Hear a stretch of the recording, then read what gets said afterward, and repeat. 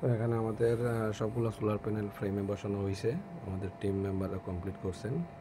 তো নিচে যে 10টা প্যানেল আছে সোলার প্যানেল, ওইটার একটা কানেকশন সেপারেট আমরা নিয়ে গেছি পিবি কম্বাইনার বক্সে, এবং উপরের যে 10টা সোলার প্যানেলের বসানো হয়েছে ওই 10টা আবার আলাদাভাবে নিয়ে গেছি পিবি কম্বাইনার বক্সে।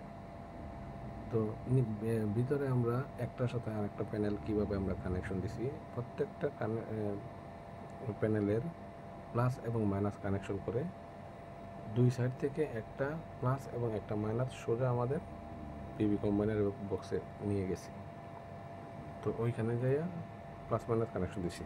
পিছনে যে 10টা প্যানেল একসাথে রিং বানানো হয়েছে, ওই রিংগুলো 10টা প্যানেল থেকে এইখানে নিয়ে আসা হয়েছে। এটা হচ্ছে আমাদের পিবি কম্বাইনার বক্স। এই দুইটা প্লাস মাইনাস, এই দুইটা কানেক্টেড এখানে হয়েছে। এখান থেকে আমার আউট হয়েছে।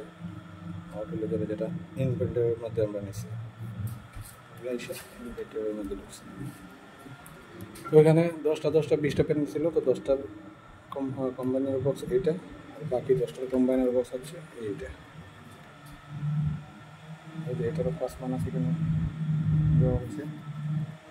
এখান থেকে আবার সেম হবে, এখান থেকে সেমভাবে আবার নিয়ে আসা হয়েছে এইখানে। এটা হচ্ছে আমাদের লোড সাইড, ব্যাটারিতে কানেক্টেড হয়েছে।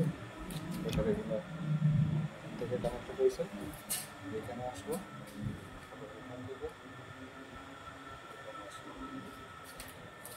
এখানে থেকে এখানে মানে 3 ব্যাটারির জন্য 3টে ব্রেকার,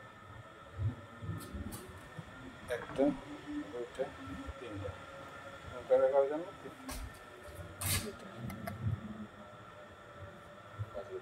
5 বার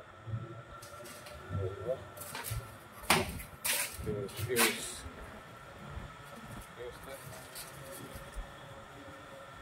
ব্যাটারি।